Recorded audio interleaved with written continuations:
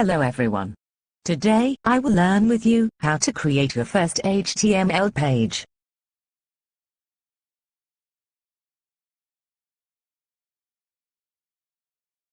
First of all, we create an HTML tag with dectype option for an HTML5 file. And then we add an essential tag called head. It contains data about an HTML document. It does not display content on the page. It is used to include document title, character encoding, SEO metadata, styles, scripts. Browsers use the head section to understand how to load and display the page. Second essential tag is the body. It contains all the visible content of a web page.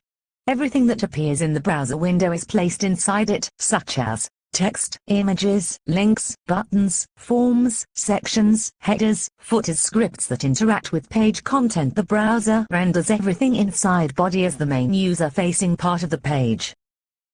Finally, we save the file in our project source.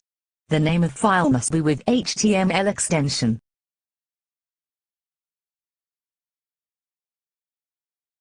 All that remains is to run the file on the browser. Here we go. This is our first web page. Next video, we will see together the HTML tags in details. Thanks for watching.